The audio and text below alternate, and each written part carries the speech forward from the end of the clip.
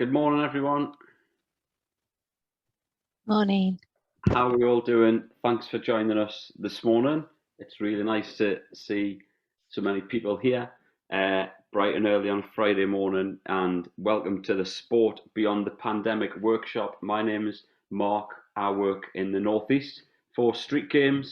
I know there's a couple of StreetGames colleagues on here as well today, so hopefully you'll get to meet them as well if you don't know them already. I'm joined by Johnny, who's one of our Doorstep sport advisors in the Northeast and who also runs a locally trusted organisation called Power Through Sport, which you'll hear about a little bit later. Just a little bit of housekeeping before we get started. If you are able to activate your cameras, that would be really good for us. It obviously just makes things much easier for us to interact with you and for you to interact with everybody else. And we are going to be doing some interactive activities as part of today's workshop, including breakout rooms and that sort of thing. So that will be really good. The other thing, just which really helps people to chat and to get to know each other and just make things easier. Becky, last one, yeah.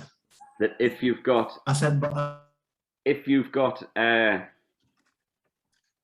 the opportunity to change your name. So, for example, I know that Laura has got numbers on her name as opposed to her name itself, and anyone else who hasn't got their name, that would be really useful. So if you can change that so it reflects your own name plus the organisation you work for, that would be excellent. Just make things easier for everybody. Okay, thank you. Good to see you all. Okay, so I'm just going to share my screen.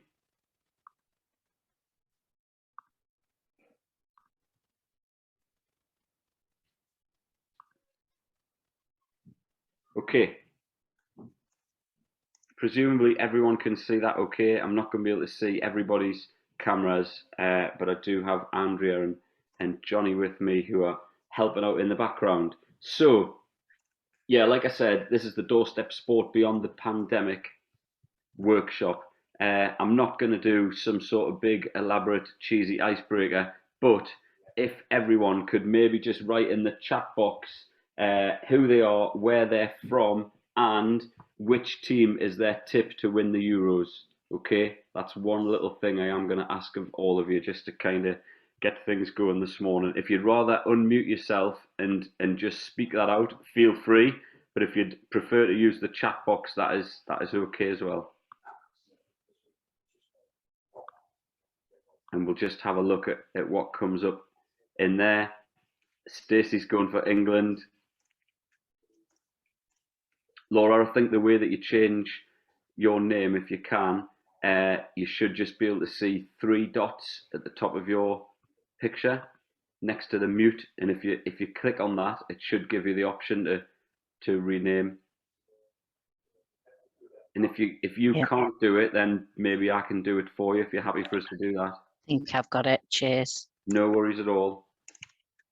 Okay, so Stacey's got her prediction in there for the Euros. And Sam's going for Italy. Italy have been very convincing, Sam.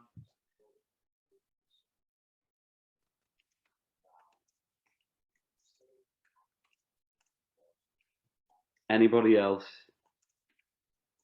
Denmark. Wowzers. Huh. Good one, Mark.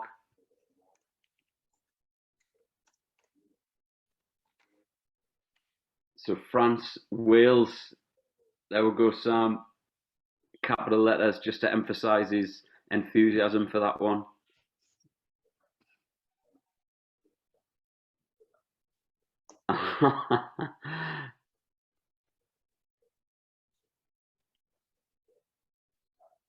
And Shan is going for England. Maybe it is England's, yeah.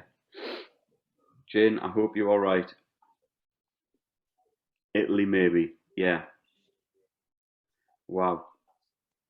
Well, I'm glad that no one's said Germany, so presumably everyone's on the same page that England are going to win next week.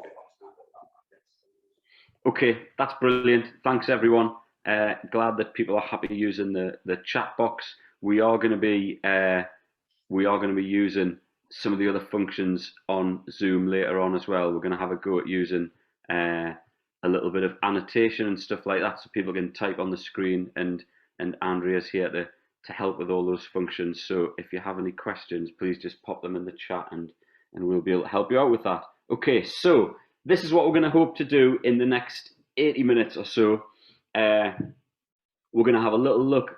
First of all, we're going to recap what Doorstep Sport is. Some of you might not have been in the brilliant workshop that Kelly and Helen ran yesterday morning. I was in for most of that one, and it was a really great introduction to Doorstep Sport. So we're just for anyone who isn't familiar with Doorstep Sport, we're going to give a really brief outline of that. We are then going to chat about some of the impacts on COVID-19 on physical activity and on the young people in the communities where we operate. And we're then going to have a little think and really pass over to you to try and think about how does this impact Doorstep Sport. And when we talk about the 5 rights of Doorstep Sport, do we have to tweak them a little bit considering everything that has changed over the last 18 months? So that's going to be a big focus of today. And obviously that's going to include thinking about some ideas of how to do that, of how to keep young people both re-engaging but also sustaining their Doorstep Sport activity going forward. So some of you may have been in the workshop that our Chief Exec Mark spoke at, the opening plenary, which was brilliantly hosted by a couple of young ladies from Dazzle in Leeds who did a fantastic job. But Mark spoke about Doorstep Sport, and just want to reiterate what Mark said, really, in that some of you may have received funding for Doorstep Sport in the past, but Doorstep Sport goes far beyond a funding program or a funding stream. It's a very simple concept that Street Games developed over 10 years ago, which essentially means what it says on the screen there. All Doorstep Sport is just sport delivered close to the home of the most disadvantaged young people in the country. And it's sport that's delivered at the right time, in the right place, at the right price, in the right style, and by the right person or people. And so I'm just really quickly going to recap on some of the thoughts that we have on what these things mean, starting with the right time. So, few examples on the screen here. The first one I'll mention is at the bottom on the right hand side. That was a project that I was part of in County Durham, up in the northeast where I'm based, and that was instigated by the police. You can see one of the PCSOs there on the screen playing a game of bulldog with the young people in the car park. But the time of night that they played that was when antisocial behaviour was through the roof in Peterlee in County Durham, and so they chose deliberately to put that Doorstep Sport programme on at the heart of their community when the crime rates were at their highest. Okay, so that was a deliberate attempt to have sport at the right time. That's an example. The one on the left is of some mums on an estate in Wigan, I believe, who they were consulted with about the best time for them to do Doorstep Sport, and what they requested is that their best time of day was immediately after the school run, after they've dropped their eldest kids off at school, and they've got the younger kids there in the buggies, and they were able to go and do some physical activity, some push aerobics and that sort of thing around the local park with an instructor straight after school, 9:15. So there's another example. And the one at the top was thinking about cultural reasons.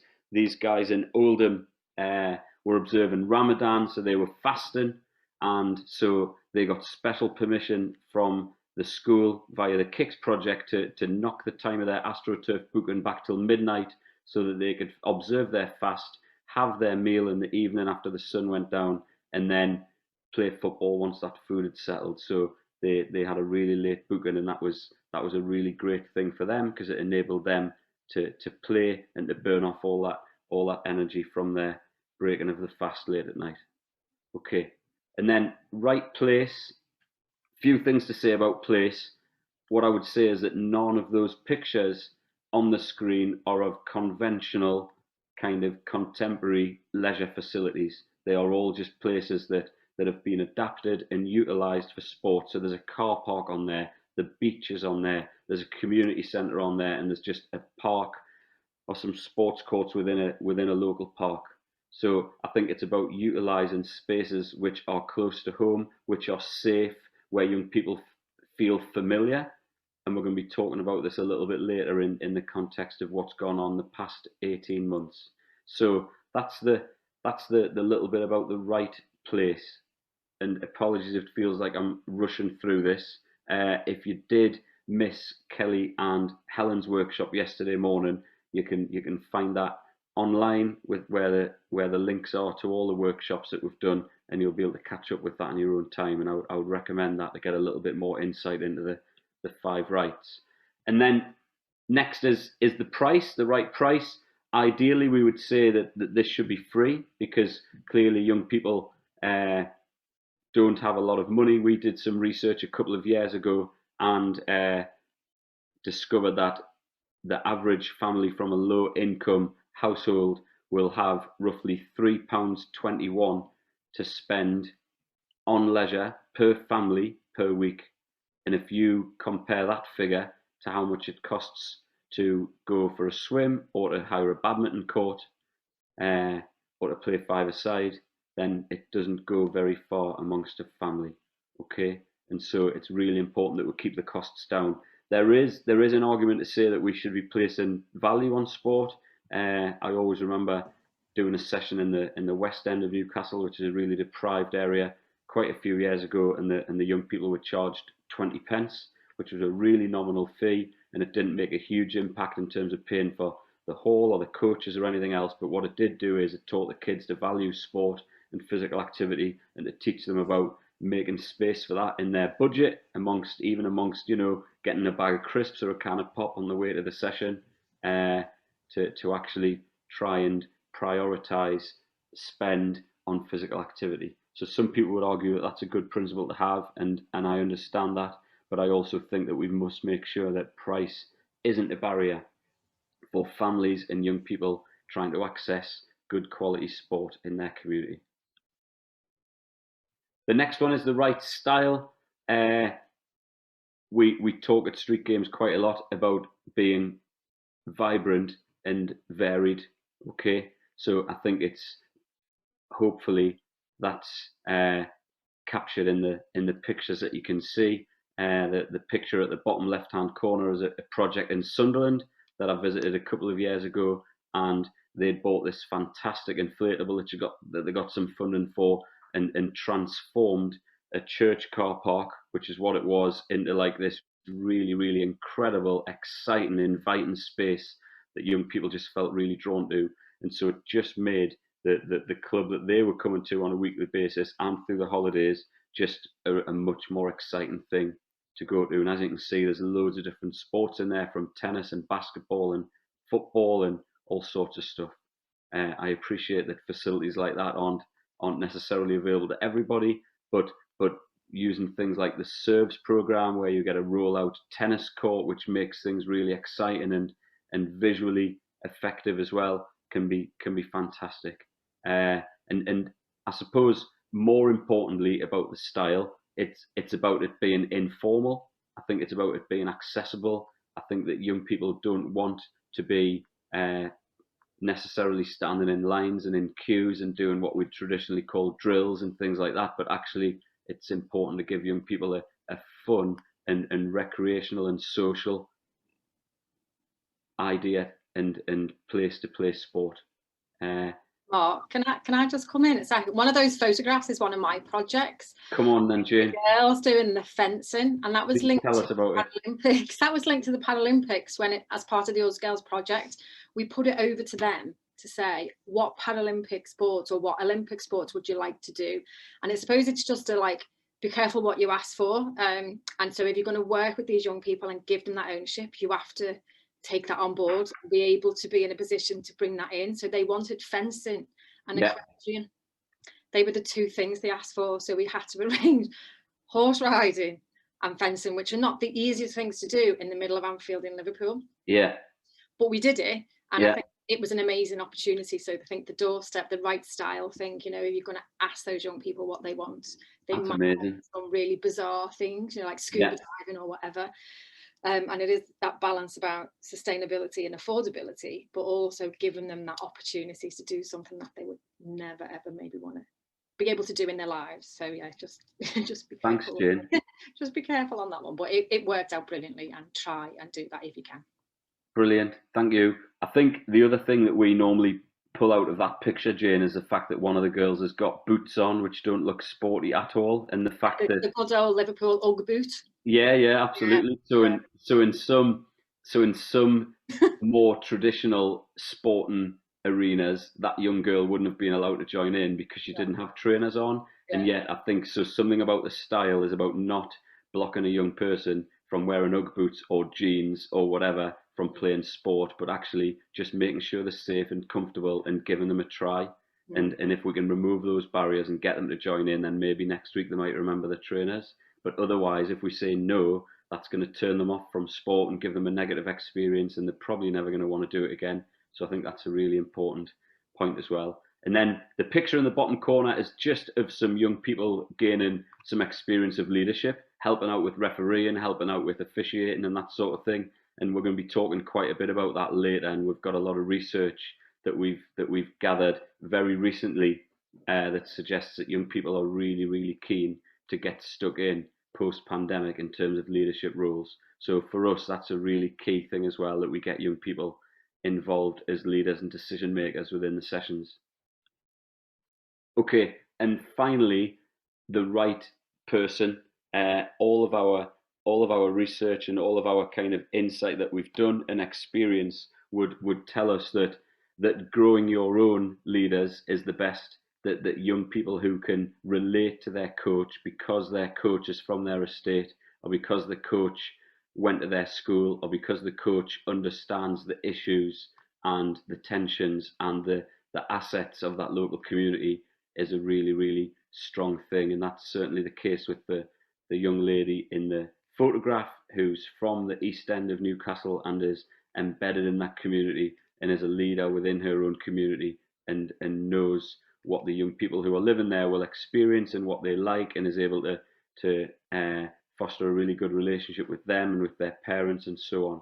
And so we found that to be key, not absolutely essential, but certainly really, really helpful. And someone who knows that they're a little bit more than just a coach, that they are there to invest in the young people, they are there to really give of themselves and place value on those young people, and see them as people and not just as athletes or players or anything else. Okay, so thanks for listening. I appreciate that's been a little bit of a information dump from me for the first 10 minutes or so. What I would like to do now is hand over to you guys, and if you're able to, I'd like to ask you to annotate onto the screen. So the way that you do that is, if you go to the top of your screen next to the green bar that says that I'm sharing, there should be a view options kind of drop down. So if you click on that arrow near the bottom of that list, it will say annotate. And once you click on annotate, you should then get a taskbar, a little bit like what you'd get in Microsoft Word, for example, and then that will enable you, if you then hit the T for text, that will then create a box when you click on the white screen, and you'll be able to type something in on this screen. And what we'd like to ask you is, what have you seen? I know that this is a really, really broad question, and there's an awful lot to fit onto one screen, but what are the main considerations, what are the main impacts that you've witnessed or heard or seen in your community or through your locally trusted organisation of the pandemic on young people and on physical activity? So let's get some of those on the screen now, and we'll talk through them. If you're more comfortable putting it in the chat box, if you're not using the sort of device where it's easy to annotate directly onto the screen, please feel free just to use the chat box, and Andrea will transfer them across. And if you're much more happy just unmuting yourself and speaking it out, then that is also more than welcome. Brilliant. Thanks for that first one. So a lot of young people feeling anxious about sharing space with others. Absolutely. Yeah, so it's amplified a lot of existing issues. So a lot of young people feeling socially isolated. They've kind of lost a bit of a desire to go out and mix with others. There's some fears there. Mental health and well-being is obviously huge, and that's really the crux of what's in the boxes so far. A perceived lack of support from services. Yeah, social media and fake news, particularly around the virus. I think that's a really big one, especially as new variants have came and there's been all sorts of rumors about them and different symptoms and things like that. And different schools who've got particular case numbers and so on. Really good. Loss of motivation to be active.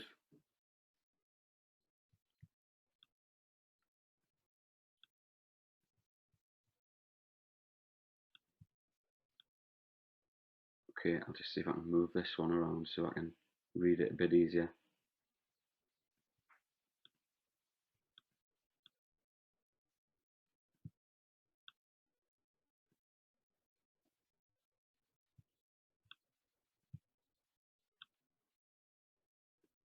Okay, young people, some have been less active, reducing mental well-being. Some have been more active and enjoyed new approaches and offers. That's really interesting. I would like to hear a little bit more about that. I can't see who wrote that one, but whoever wrote that one, you might want to unmute yourself. So it would be nice to have some interaction with people's voices as well. So the person who wrote there about some young people have enjoyed new approaches and offers, I'd love to hear about that.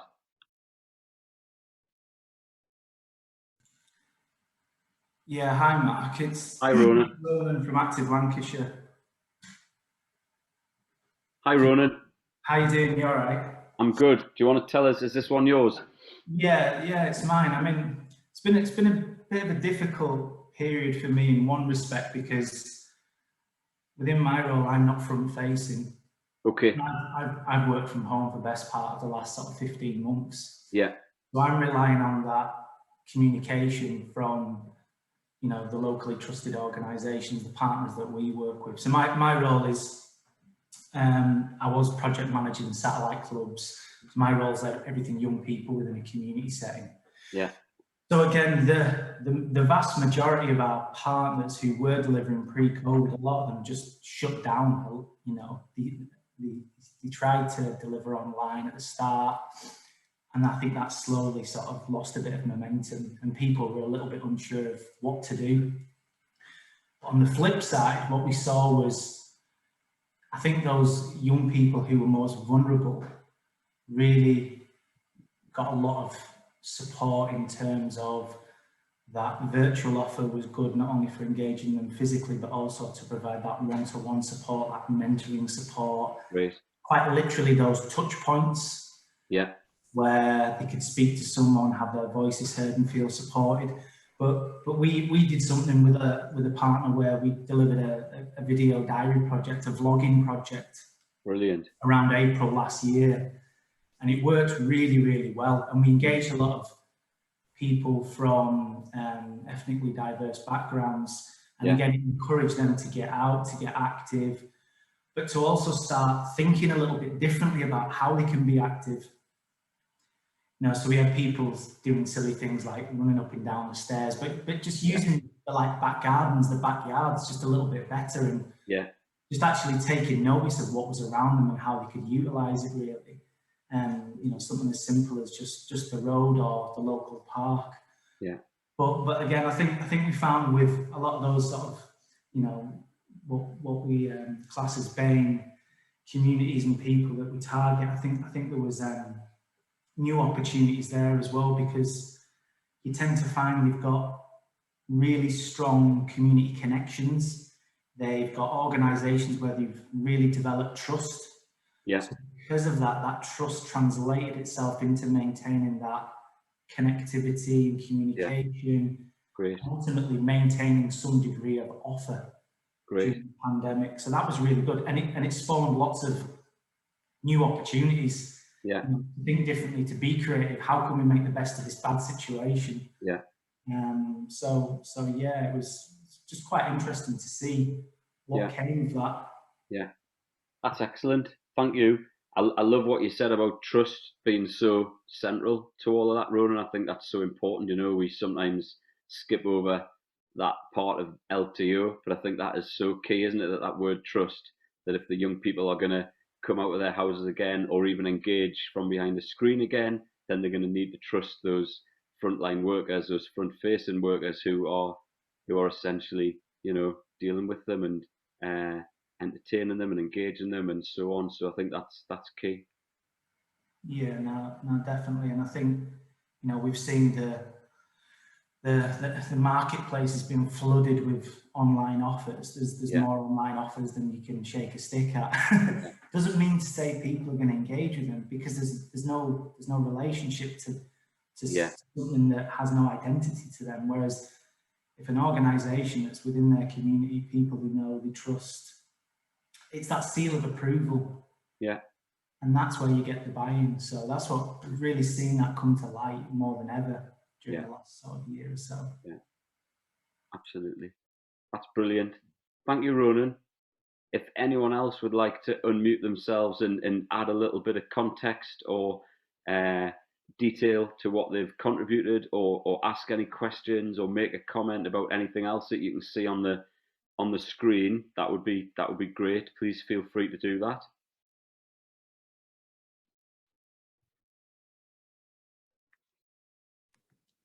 Just quickly, Mark, I might as well go just a bit on the Northeast and kind of what we've been seeing in terms of disadvantaged communities in comparison to probably some more of the affluent areas. Again, I just think that they've been a lot harder hit with everything in terms of the financial impact, in terms of the health impact. I mean, there was already massive inequalities between the two, but I just think that especially over the past 18 months, it's gone from being here to being like off the scale, and there's a much bigger gap now between probably those that are disadvantaged communities and the more affluent kind of comparisons. Yeah, absolutely. Absolutely. Thank you, Johnny.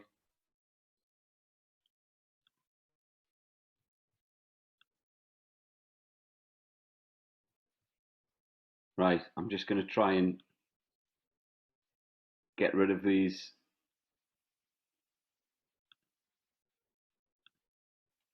drawings, and then we're going to move on. Okay, so as Johnny has just said, and thanks for all the contributions there, that was really good. Then we have seen just you know, the issues that existed already, and we've always talked at Street Games about the disparity between areas of poverty and areas of prosperity. Then they have been kind of amplified throughout the pandemic. So the death rates have been highest amongst the poor communities. Employment has been hit more, with 1/3 of people's jobs being affected by things like either losing their jobs or going on furlough or getting less hours if they're on 0-hour contracts in kind of lower income jobs, compared to only 10% in the higher paid jobs. Lots of young people have lost their jobs. So 2/3 of people who've lost their jobs in the UK have been under 25. So that will impact a lot of the young people who we know and who've either come through our programs or who are volunteering on our programs and so on. There's been a lot of tension in terms of within families, with the issues around space and I suppose young people being isolated and being exposed to some of those pressures and tensions that have been felt in the home around jobs and security and relationships and so on. I know that we supported a young person in the Northeast who unfortunately witnessed domestic abuse at home, and that became a case for social services, and the young person had to be moved in with other relatives and all sorts of stuff, and that was just one isolated case, and I'm sure that's been happening, you know, countless times around the country in the communities that we're all representing and supporting. So it's really, really difficult. And then I think we've all heard about the digital poverty as well, that young people, particularly when they were off school and having to do lessons online and so on, that having to share devices or rely on Wi-Fi, or some families didn't have Wi-Fi, and then, you know, having access to the internet and so on. So there's been a lot of inequalities around that digital poverty as well. And then just a few other stats as well, and some of these will come from some of the Youth Voice research that we've done very, very recently with young people from lower socioeconomic groups, and some of this is from Sport England as well. So 68% of young people are less active than before. In terms of being safe, young people don't always feel safe in their local community. That's what we've heard very recently from young people, particularly in the evenings. Drug use has increased due to boredom and peer pressure, with some young people even reporting that older siblings have been trying to encourage their younger brothers and sisters into experimenting with substance abuse. Gang culture has led to young people being worried about the friends being swept away into that sort of stuff. In some places, equipment has been taken down in terms of local parks and things like that, and not replaced. And unfortunately, some councils we've heard reported have prevented young people from even using the facilities, even when they've been empty.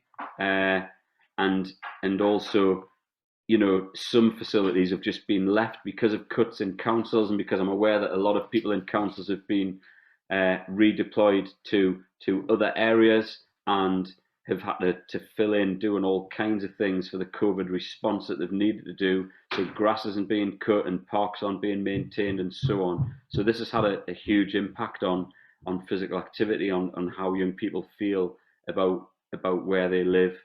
And I've done a slide with a particular focus on mental health, just because, and as your own feedback suggested, this has been one of the biggest issues of the pandemic. Loneliness has been a real issue when young people have had to, you know, stay at home when there's been lockdowns on the go, and young people maybe haven't lived near friends or haven't been able to mix with them because of restrictions and so on. I think it's also been reported by us that young people have had a real yearning for physical contact. They've missed that ability to go and hug their grandparents, or, you know, even give a high five to a teammate and so on, and the importance of that sort of appropriate physical relationship. It's also been identified that the social support and networks that young people have, that they will often get from sport, are absolutely vital, and that has been a real miss for them, as have the role that the coaches play in their lives, and their leaders and their youth workers, and their teachers at school and so on, that they have been missed. And I think it's a good time to remind all of us who are in a position of responsibility of young people the positive influence that we can have on a young person, and the impact we can have on their lives by having a couple of hours with them per week. That is an influential role, and we haven't got to forget that, and that's a real positive. But obviously, it's been a real miss over the past 16 months or so. And then the other thing is that screen stacking, so using more than one screen at a time. Young people have been using up to 4 and 5 screens at a time, and even the impact of that in terms of detrimental impacts on their sleep and on their concentration, and feeling as if their whole lives are online. I'm sure we all feel a little bit like that. And also that I suppose the tendency to remain in that place, in that digital world, and not to return to physical activity or to social activity and so on. So loads and loads of issues there.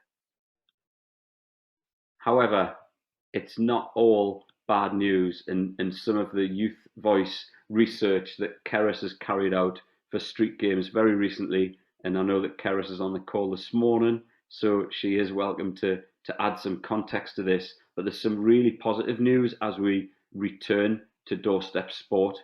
Okay, young people do recognise that sport and physical activity is absolutely vital to their well-being.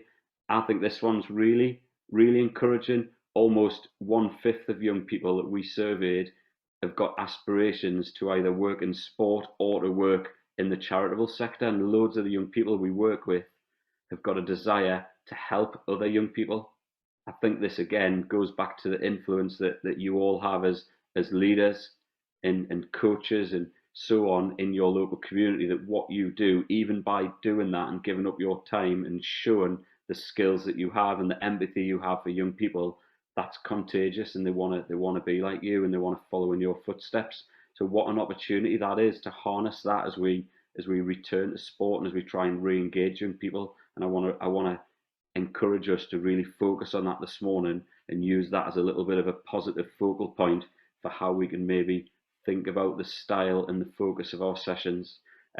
We've found out that young people love their local community. I think that lockdown has helped us to have a bigger appreciation of that over the past 15 months or so, that they've noticed and experienced and acknowledged that their communities are friendly, that their communities are close-knit, that their communities are diverse, and they enjoy finding out about one another's lives, and that there are no shortage of places to play, which is really exciting. And if you look at the little graphic on the left, which came directly from our survey with young people and young leaders, look at the overwhelming response there when we asked young people if they'd be interested in opportunities for training, for going on residentials, for helping at sessions, for becoming leaders, for sharing their views so that we can use their influence to shape our policies, our sessions, our practice. So for me, this is huge. This is really encouraging.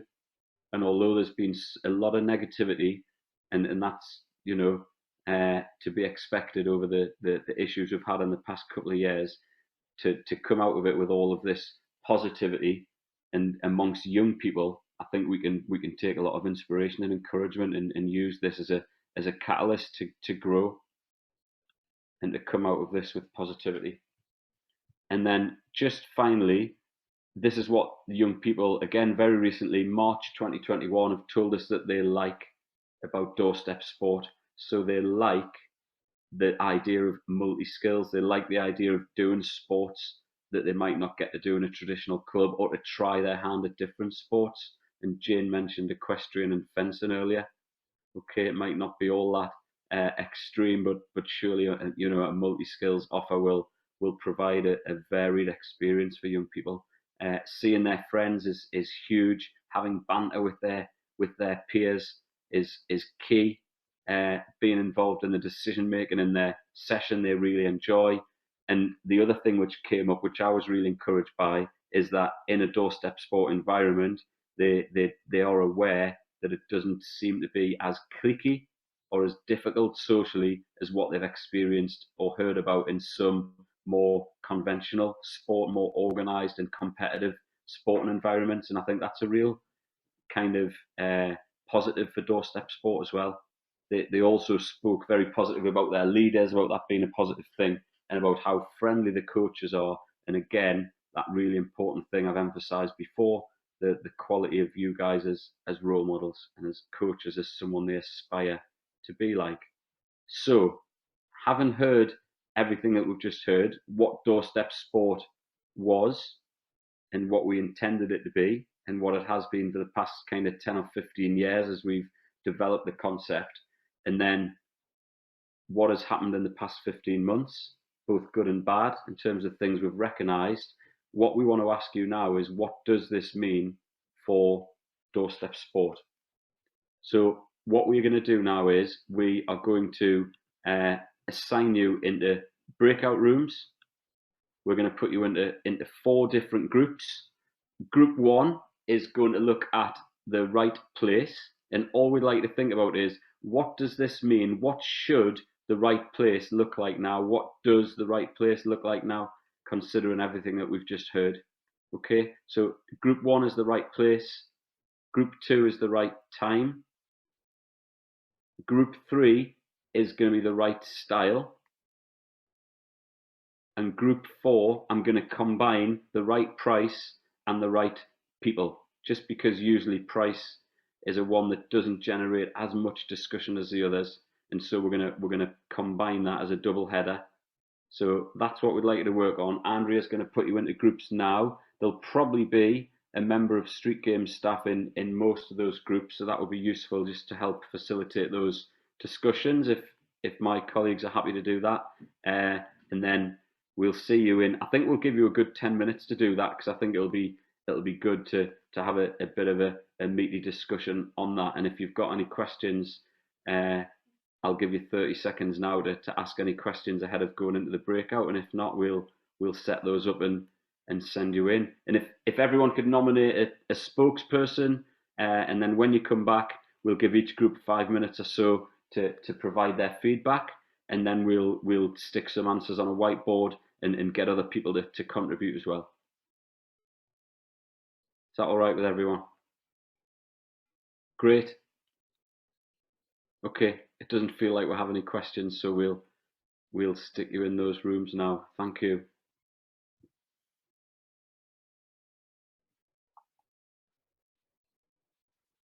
That's fantastic. Thanks, everybody. So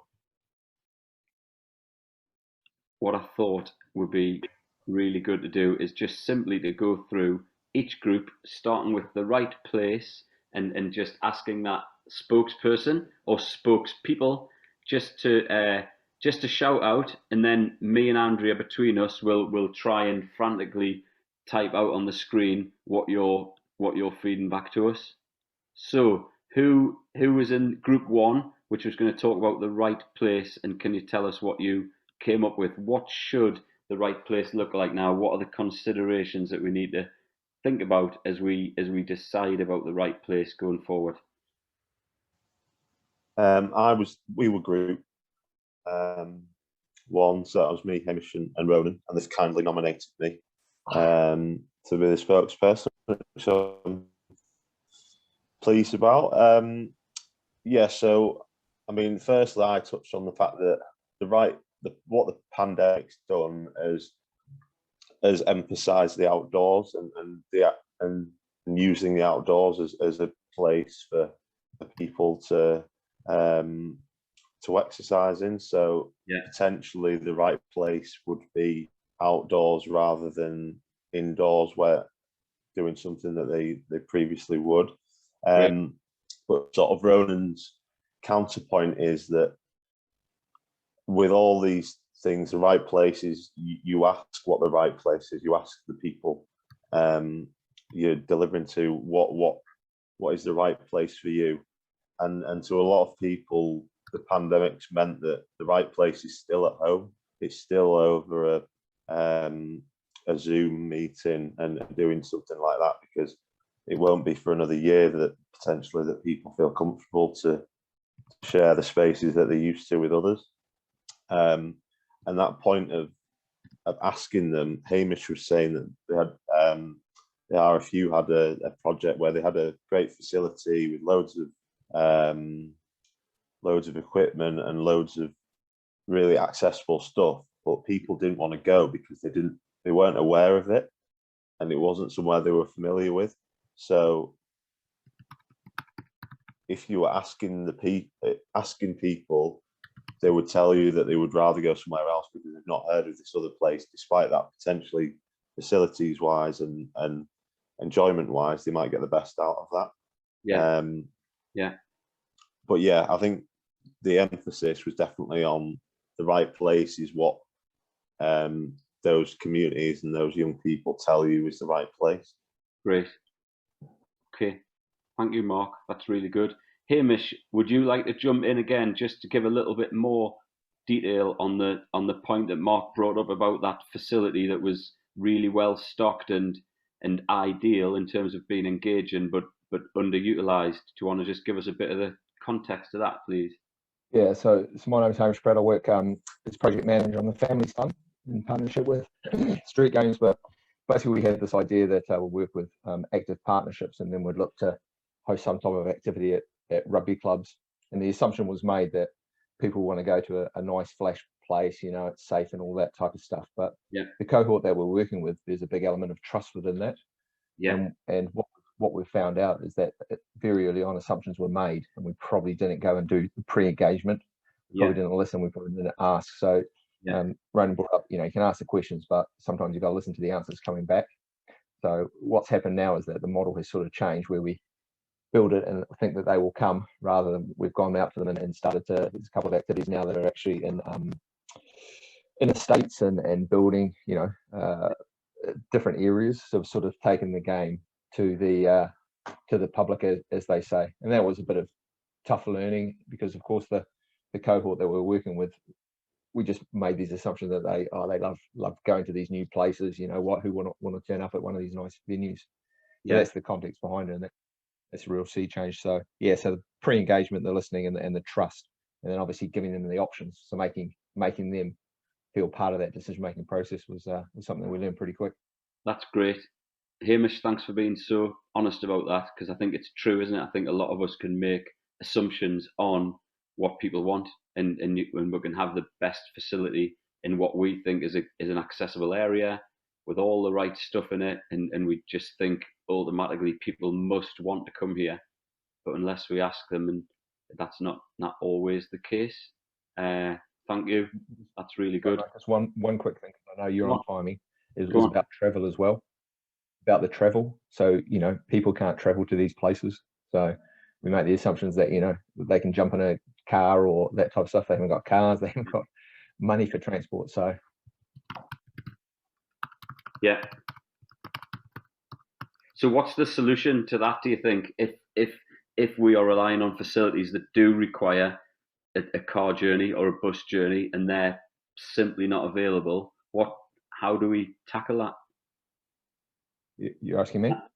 I'm asking everyone, really, if anyone would like to contribute to that. Because I think offer a pick up and drop off service, a minibus maybe. Yeah. Do a route, through town to the venue. Yeah. I don't know if anybody's seen, I think it was in the papers just the other day actually, about, I think it's a street gym down in London, who the owner of it has just, because he was concerned with knife crime and people getting to his sessions like in the street gym safely, he's actually looking to purchase an armoured vehicle, which is actually going on to be picking people up around the London area and drive them to their sessions in it's a military armoured vehicle. Wow. It was yesterday, I seen that. And talking about that, I mean, we've just introduced a minibus pick-up and drop-off service, but more for the adults than the young people at the moment. But we use it for to take young people to competitions and tournaments. It's become quite essential for our organisation to have transport, because we struggle at the moment. And again, I think that might be a question later on. Lack of parental engagement has always caused that for us. Yeah. Thanks, Moinal. Mark, I don't know whether there's also scope to, I suppose, sort of share that burden of travel. So if where you want to take them can come to you. Yeah. It's a bit like, well, if we were going to take the young people to you all the time, it would cost us £1,000. But for £500, can you come to us? Yeah. And we'll bridge some relationships and grow that activity in their location, as opposed to taking them to somewhere maybe. Yeah, just they might even come just for nothing. They might just, in terms of, some organisations are building on their recruitment opportunities, so it could be a good recruitment drive for them, and then you can work on solutions around access once we know that young people are certainly interested and want to do that activity and show potential, and you can build that with either the tennis centres or wherever they are. If they come out to you and do that in the right style, then it might work. Yeah, that's great, Jane, and I think that kind of really sums up the very first line in the Doorstep Sport mandate, really, which is sport delivered close to home. And I think we haven't got to forget that, have we? That's the bread and butter of the offer, really. That I think there is a pledge to do that. So thank you. Just Mark, sorry, if I could just finally just bring in a little point. I'll try and be quick, but please do. I think just like Jane said, it's about sort of being proactive and getting out, and we've certainly seen a rise in that, a lot of detached work. People, like I said, foot soldiers getting out there on street corners, going out, speaking to people, and also, never mind sort of you've got street-based sport, actually activities taking place on streets, on street corners, which again, a few people have alluded to. But we've also seen as well, I'm sure a lot of people adapting their facilities. So what once was exclusively an indoor facility, now developing outdoor spaces and opportunities with shelters and lighting, and trying to make best use of those spaces. But again, a lot of people that we've seen that have had to switch to online offers, they've not abandoned them when the opportunity to deliver face-to-face has come about again, and they've maintained, actually, what we'll do is we'll just film our face-to-face offers. So if people want to access them at home, they actually feel like they're in that place, that they feel safe enough to do it wherever they want to. So that's been quite interesting as well. That's excellent, Ronan. Thank you. That's really good. So you would actually record the activities taking place in face-to-face and then share that with the young people who don't. Yeah. A lot of our partners through like Tackling Inequalities Fund, we've seen that quite a lot, really. Yeah. That's brilliant. I'm going to make a note of that as well. Thank you. Anyone else before we move on from this one? Because I'm aware that we've only got 20 minutes left and still 3 areas to get through, and then. Yeah, can I add something? Please do, Taz. For me as well, I think strong partnership working in the local area is key, because I've worked really closely with our local housing association, who work in pockets of deprivation in Lichfield, and we, from talking to young people through them, put on a couple of sessions twice a week in literally a mugger smack bang in the middle of a massive, highly dense area. Asked them what they wanted, took down a kit bag on a Tuesday and a boxing instructor and academy on a Thursday, and we're getting 20 to 25 young people rock up every single session. And they're not just coming to just one or the other, they're coming to like every single one. Wow. And I think although those links with community safety and local PCSOs and your police and housing association and organisations like that are really key, they also help get you down to that level, if you're not sure where that is, to know where those pockets are, because we were aware of it, but not to the extent as we are now through having that link there. And it was also down to the people, like having the right person in those positions to be able to come forward and say, oh, well, this is an issue in our area. But I do think to find those pockets and those young people that tend to fall under the radar a lot of the time as well, I think that partnership working is really key, because it's really worked for us, and the young people that are thriving in our sessions. We're really proud of the engagement we've got and the attendance we get at sessions with our young people. Great. That's brilliant. Thank you so much. That's really good. Okay. I'm going to move this on. I'm going to save this because I think this will be really good for us to reflect on when it comes to our strategy and so on, and also delivering similar workshops to this in the future. So thank you for all of your contributions.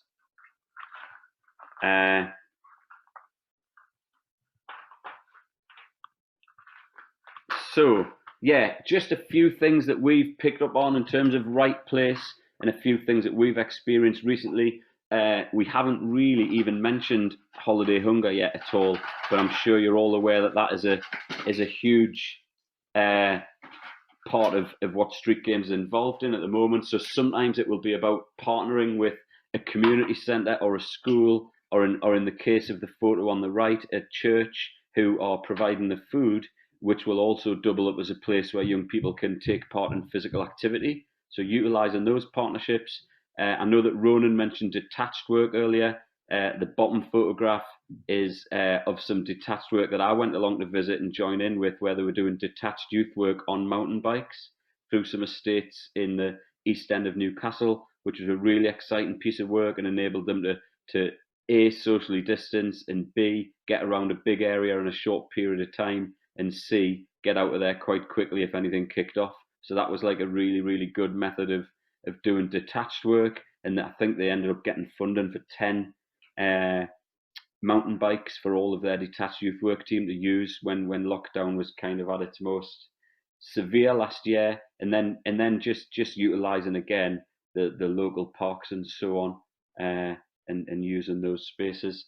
I think the other things to be aware of, and I'll just touch upon these really quickly in terms of the right place, is sometimes working with that place to provide the right offer. So for example, in County Durham at the moment, we are working with a leisure centre because a lot of the feedback from young people has been that they don't feel welcome in the leisure centre, and that the receptionists and the lifeguards and everyone in that place is grumpy and aren't friendly to those young people, because they might be from, you know, a more disadvantaged community, or they might not have the skills to be able to express themselves well or whatever with those young people or with those staff.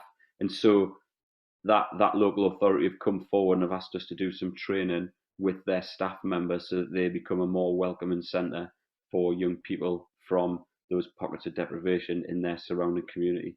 So that's an exciting piece of work that we're doing up here. Another example that one of my colleagues, Helen, gave yesterday was a piece of work in Birmingham where they're offering like a walking bus, because the facility itself is safe, but there's a really dark alley on the way to the facility, which a lot of the parents and kids were worried about walking through in order to get to this mugger. And so the coaches are actually meeting them at the other end of that and walking them through there as a group to get to the session. So it's even little subtle changes like that which may make that space and that place the right one to be in. Okay, what about the next group who we're going to be looking at the right time? Can you give me a little bit of feedback into what you came up with, please? Hi, I'm Sian from Active Suffolk. I think we were right time. It was myself and Taz and Sam, but we had a bit of a different discussion. But I would say it was just great to hear about some of the projects going on, and so we didn't necessarily focus on time, but some of the points that we kind of come out with, like Taz was saying, her sessions are really successful, and one of the reasons for that is that they are so consistent. So they deliver all through the year, 50 weeks of the year. They're always there, and I think that consistency is really key for these young people. Perhaps they don't have much consistency in their lives, so knowing that they can come to one session a week or however many sessions a week, same time, same place, is really valuable to them to get in the numbers there. Brilliant. Yeah, and the consistency and regular sessions were the things that we came up about time. But yeah, welcome to any other discussion around the right time for these sessions. Okay, thanks, Sean. Has anyone else got anything from any of the other groups to add about the right time? And in terms of anything that's changed over the past 18 months or so in relation to this element of doorstep sport? I think it's really hard because young people, we've got sessions running from 4:45 till 9 o'clock at night on different days. And I'm not afraid to try something, change it, chat to the young people, make sure that it is at the right time. But young people, that they flit, so they might be out on a Tuesday night till 9 o'clock, and then they might be out the following Tuesday, but they've all gone in at 6, or what, it varies. So for us, being flexible with our timings on sessions, days, if something's not working, why isn't it working? Okay, well, let's look at changing that. But also those sessions that are doing well at certain times, and we'll look to put others on around that same time too. But I do think it's more around having that conversation, like Street Games have always been an advocate for, around the ownership for young people too, but also not being afraid that if something works, just change it, just move it. Is it the session? Is it the time? But 9 times out of 10, for us, it's trying to have a varied amount of sessions on a varied amount of times over that week, because young people, they vary whenever they're out, really. I mean, some pockets of areas that we work in, they are out all the time, and we know that. So no matter what time we put a session on, that young people will be there. But I do think that it's knowing your local area, knowing your young people, and having those key partnership conversations as well of those people that are on the ground all the time, like your housing association, like your PCSOs, I love PCSO's phoned me up saying young people are out every Thursday between 5 and 8, or the local community centre might say to me, we're having a few issues here on this time or that time, or there's a lot of young people congregating on this field at this time. And then I will then look to put some provision there for young people rather than them just hanging about. So I do think it's just knowing your locality, your area, your communities, but also when you've got those young people, have a chat to them. If they're not there every Thursday at 4 o'clock, ask them when they will be or where they will be, or if they will keep coming at that time. If you guys will be there, they will come, they will flock. So yeah, that's just my interpretation. That's really good, Taz. Thank you. I love that about the being flexible, and especially what you said about being aware that young people's habits can change from week to week. They're not going to say, let's all go and hang around on this corner until 7:15 on a Thursday. It's like, it's quite spontaneous, isn't it? And so that's really good. I think we forget that too easily. So thank you. Anyone else? I was going to say, if you don't mind, Mark, I think certainly what Taz just said there towards the end just really hit the nail on the head about speaking to partners.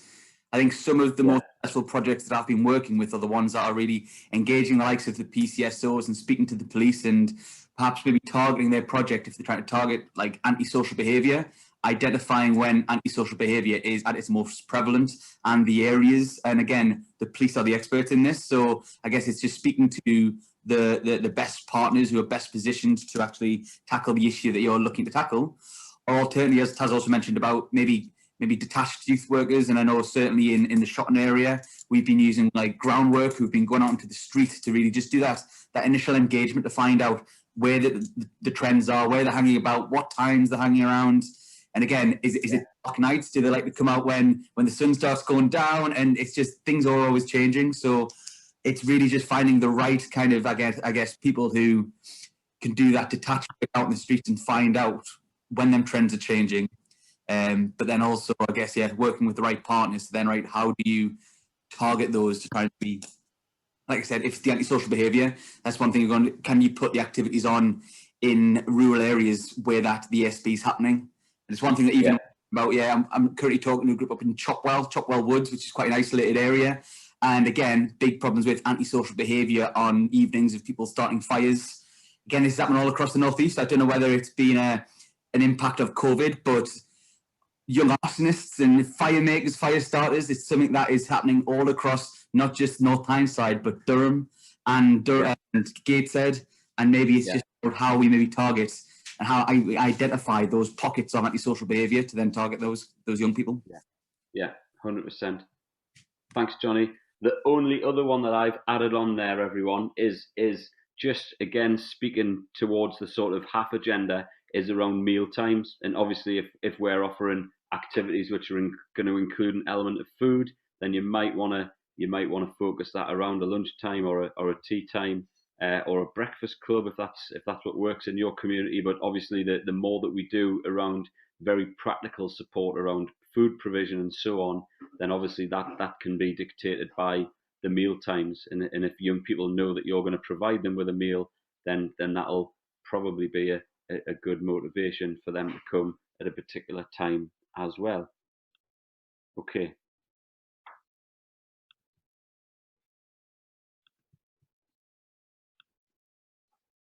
And there was just a couple of pictures to stimulate that discussion, but we've done that so we can move on. Okay, so who were the group that had, tell you what, let's leave price for a second because that's coupled with another one. Let's go to style. Who had the right style? Was that group 3?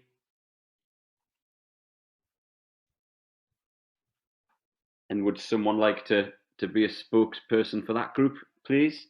And tell us what you came up with in terms of the right style.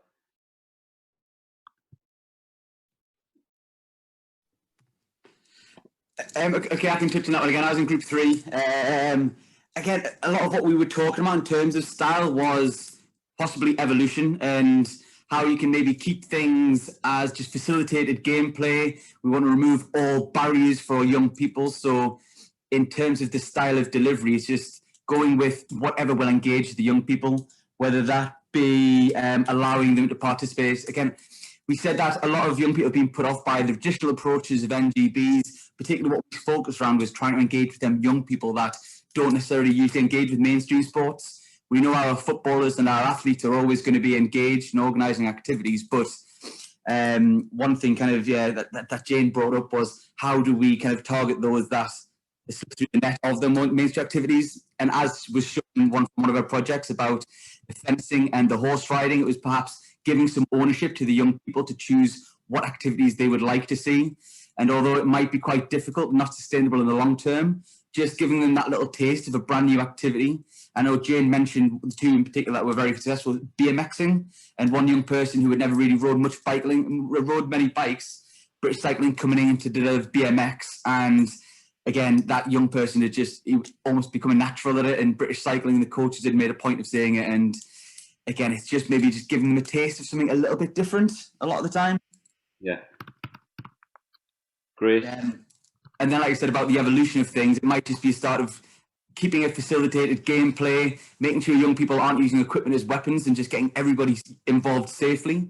However, once you've then built up the trust and perhaps built up a little bit more of interest within the young people, can you introduce more skill development? Can it become a little bit more structured? That's something that you find then maybe projects change into something that they didn't intend to be initially. Okay. Great.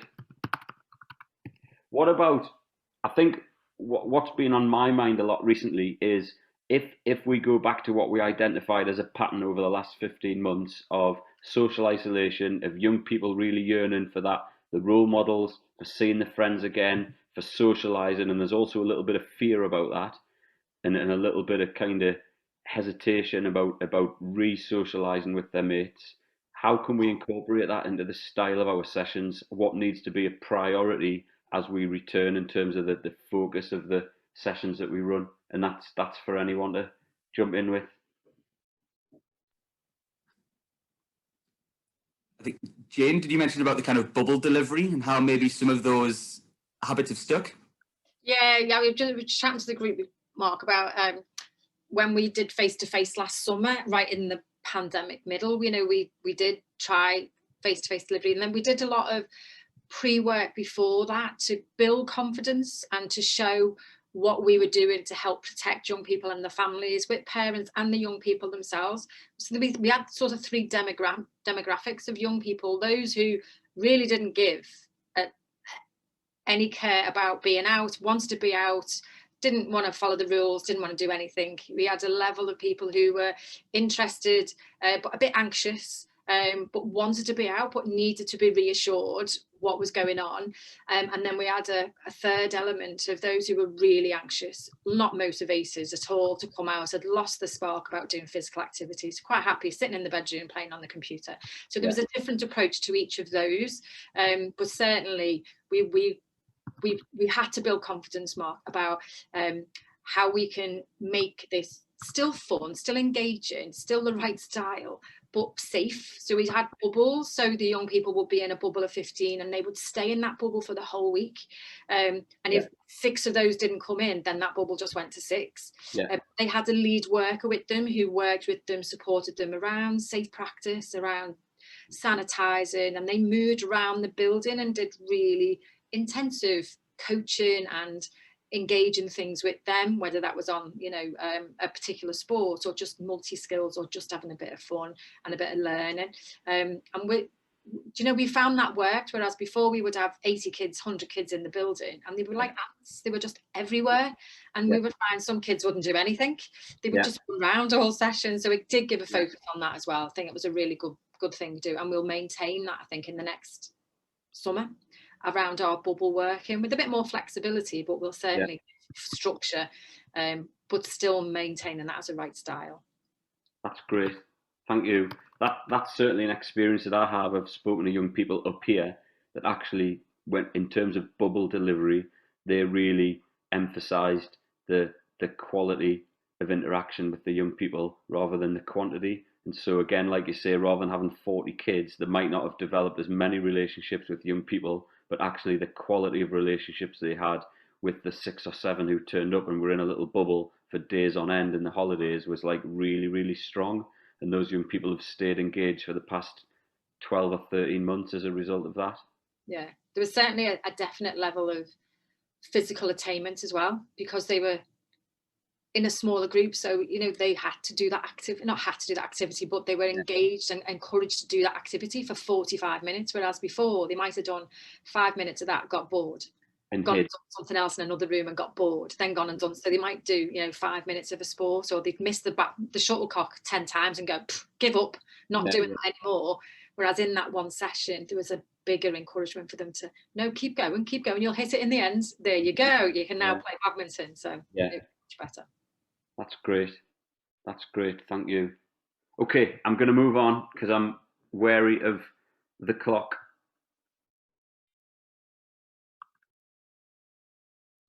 Thanks everyone for your contributions to that one. That was excellent.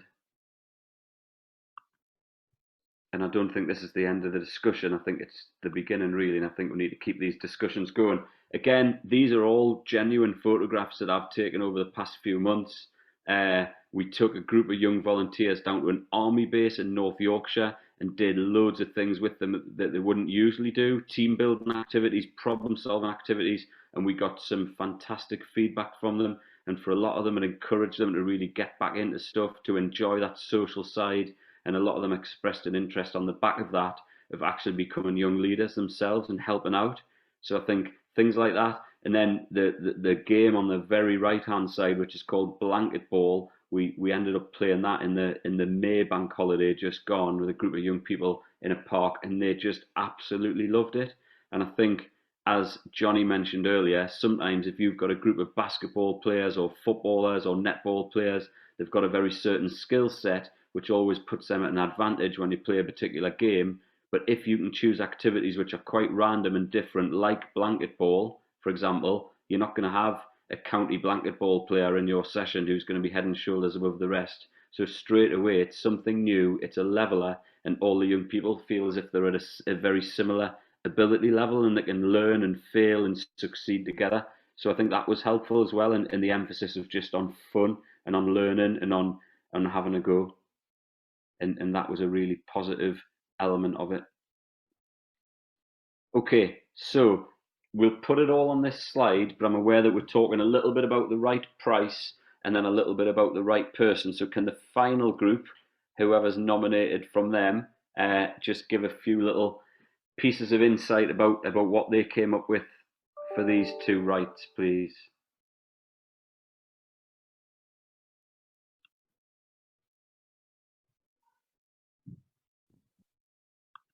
Hi.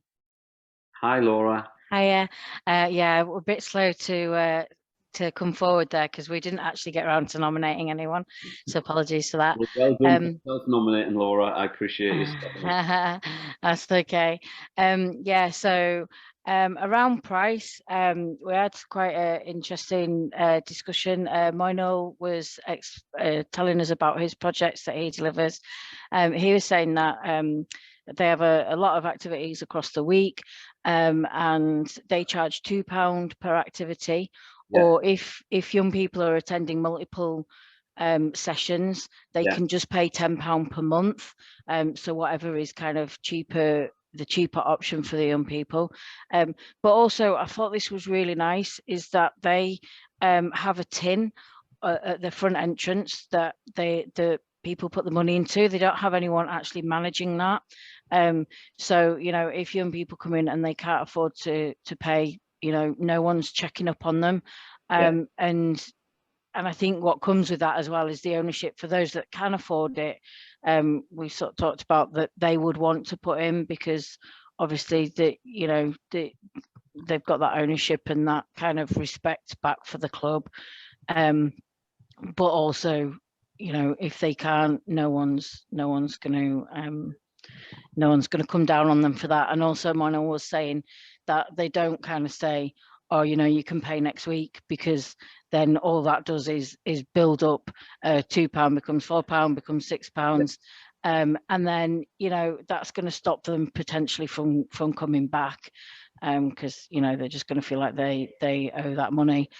From ourselves, we run activities in leisure centres. They've been running for would have been for our 15th year, I think, this year. So we charge £1 to come in, and for that £1 you can access. The idea is that we take over the leisure centre for that period of time, make it a safe space for young people, and they can access all the facilities that are on offer within that building. So that might include gym, swimming, football, multi-sports, everything that we've got access to, they can access for that £1, and that's for an hour and a half of activities every week. And we've really fought hard to keep that at £1 even now.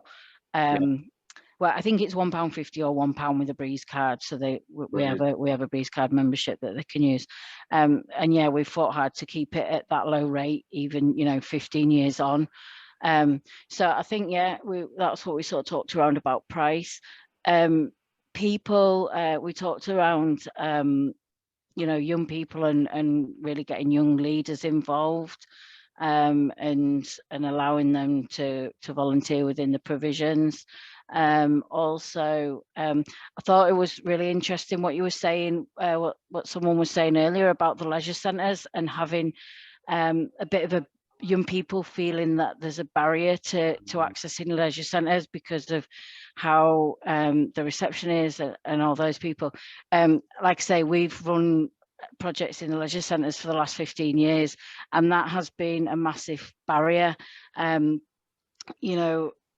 feel like in most of the centres that we work in, we've now made progress. One of the things that I've learned is it really depends on the individual centre having a good manager that really promotes what we've been doing and really supports what we're doing and gets that information down to their workers and to their team, because in the centres where I've had a good support from the leisure centre managers, you've seen a shift in the attitudes in what they kind of see you as a project, from being that pain in the backside because they bring all the young people in to actually starting to understand what we're doing and why we're doing it. But if you haven't got the support from the managers, then there's still some reluctance there. So yeah, that was really interesting that it's not just us that are feeling that I think that's something that's maybe a bit across the board. They want they don't necessarily want or have the experience to work with young people, and they want it to be a bit easy, maybe. Yeah, absolutely. That's brilliant. Thank you. No worries, thanks. Would anyone else like to add to that really good insight from Laura's group? I just want to say thank you, Laura. You did a great job in just explaining what we do. Just want to say what really works for us as well is that we offer all our services to, whether it's adults or children, because now we work with adults as well. We offer everything we have for free for 12 weeks to get them to try everything that we do. So for adults, it might be Zumba, yoga, boxercise, whatever else, healthy cooking. Children, we've got taekwondo, boxing, Muay Thai, dance, all sorts of different activities like that. And they try everything for 12 weeks. It's all free. And what we try and do is try to get them to find something that they enjoy and carry on. And that's the idea that's worked for us over the last 6-7 years now, and we just stick with that 12-week free access. We've done the same thing now. Everyone's been offered free comeback and no payments are going to be expected from anyone till September. So for 3 months it's all free, just to try and get everyone back. We've lost loads of young people due to the pandemic. They've discovered other interests. They've discovered fast food, street corners. So just trying to get them back. People, for us, it's been very much about, for us, it's been coaches that have a genuine desire to make a difference in the lives of young people. That's really, really important, those that can adapt, and be a role model for the young people. That's someone they look up to, and that's really worked for us. And and the success of our organization has been due to our coaches being the way they are. I love that, Moinel. Thank you. I want to put that in a frame. That little quote that I've put just beneath the green line there. The coaches should have a genuine desire to make a difference in the lives of young people. I think you're absolutely bang on, and I think if we could guarantee that every coach working in Doorstep Sport had that at the top of their kind of list of characteristics and qualities, then it would improve things massively, wouldn't it? And I think you're right. I think it's having coaches like that and developing coaches with those values which will make a real difference and which will stand out your program from the rest. So thank you for that. I think that's absolute gold dust. Sorry, my dog's a bit noisy in the background. I'm just going to let him in. Okay, so we are almost there. I think the other thing that I wanted to add about this one, and Moinel's touched on it there, I think part of a coach at the moment, in the context of where we are, part of a coach who has a genuine desire to make a difference in the lives of young people is a coach that understands what the young people are facing right now. So we've talked about mental health an awful lot today. We've talked about food poverty a little bit and other elements of poverty and trauma and so on. If a coach understands that and understands the nature and the context of what a young person is experiencing right now in an area of disadvantage, then that in itself is a great starting point, because they're then going to be empathetic and sensitive and compassionate, and they're going to ask young people good questions about how they're feeling, and they're going to be able to deal with mental health concerns and signpost them onto the professional services they need and all those sort of things, and they're going to be able to frame their sessions to contribute towards those things, those social and psychological needs that the young people really have desperately at the moment. So I think that was the only bit that I wanted to add at this point. Okay, we are almost there. Thanks for your patience. I appreciate we've just gone past 1:45. I think the last thing I wanted to do on this section before we kind of wrap things up was just ask Johnny really quickly just to give a very quick example of a case study from one of the locally trusted organisations in the Northeast, which is Bilton Hall Community Trust, based in South Tyneside. Johnny. Yes, thank you, Mark. Well, just guys, very, very quickly, unfortunately, Joanna couldn't make it with us this morning. So yes, this is just one of the projects that I've been working quite closely with in South Tyneside. They're based in an area called Low Simonside Estate, and it's actually a site which used to be an old school, which has now been converted into a community centre. There's a number of different kind of organisations based from the centre. They've got a boxing gym in one of the rooms. They've got like a youth centre. They've got a cafe that's opened. Throughout lockdown, one of the things that they started providing was like an equipment store, a kit bank, and also like a food bank. So they just turned to really practical things to help in the local community throughout lockdown when they couldn't be really running a lot of the face-to-face sessions. So practical support is one thing that they turned to throughout lockdown, just to kind of keep going. But it's then built up a much bigger demand. Now things are back up and running again. More recently, they've started developing one of their young leaders, Alfie, who he's only kind of 16, but has came through the services himself. So now when we were talking about the right people, he's a young person who has experienced the sessions, who really gets the culture of Bilton Hall, but is from the local estate and has already got a rapport and a little bit of kind of trust with the young people that he's now kind of being upskilled to actually be like a young leader on all of them sessions. So they're doing really well at choosing the right people to kind of lead on the sessions going forward. One of the things that there's a few of the photos from there is something that they're now trying out on a Sunday afternoon. Some alternative sports. So we're in there doing some roller skating, some street hockey, some ball hockey, just on a little mugger pitch that they've got outside. Again, 2 o'clock in the afternoon on a Sunday. We've been very lucky to have some nice weather. They've been outside, but they have got indoor spaces which are available as well. But again, just offering something that's a little bit different. They've always had the same regular young people kind of engaged in their youth club and the different activities. So they're trying to branch out and attract maybe some of the other young kids on the estate that haven't given it a chance yet, if you will. And then another one, which I think is a really great example, would be a walking project. So again, they've capitalized on an increased demand over lockdown. And I think it's one thing that everybody can probably relate to, has been an increase of people getting out walking and doing that daily walk. However, what they've seen then is kind of, one, the advantages of that kind of the social kind of opportunities that walking brings, and what might start out as a group of 10, 15 soon breaks down in a groups of kind of 3s or 4s, and they really get some really good quality social interaction. So that walking project that they've started, they've teamed up with the Tyne Coast colleges, just the local kind of further education, who are providing some young coaches that they're putting through onto kind of walk leader courses and outdoor recreation courses. Also engaging with another community centre, being Ocean Road Community Centre in the local area, so that they can maybe combine some young people from different community projects. So again, it's broadening them social kind of relationships outside of just what's on their estate, in a safe environment, taking that walking activity a little bit further, but maybe engaging some other local partners as well. So Bilton Hall, from the activities that they're running to the services that they've been offering throughout lockdown, to the people that they're engaging, the times and days that they're running activities, they've just been very proactive at kind of getting a load of real quality kind of projects off the ground. And they're really seeing the benefits of it now in terms of further kind of investment to kind of sustain these programs.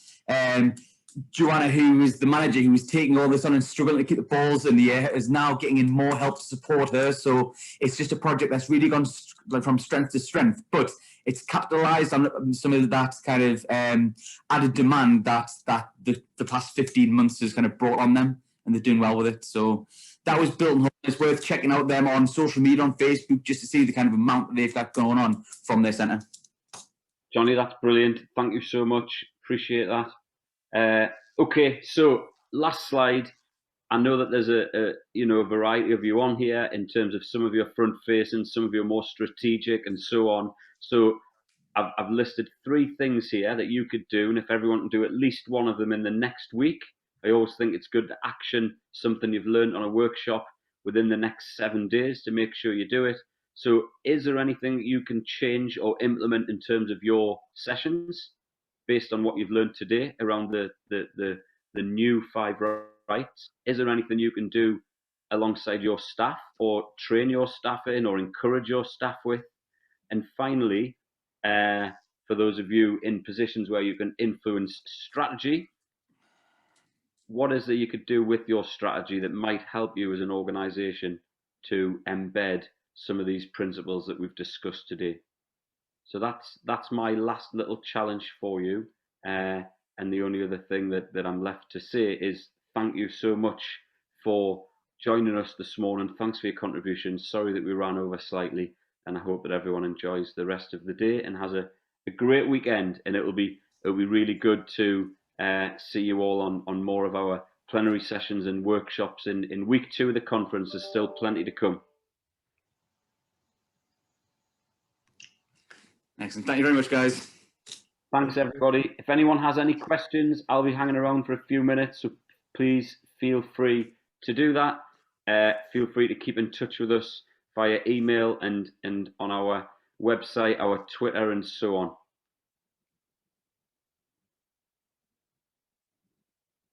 Thanks, everybody. Really appreciate you bringing your experience and insight to today's session.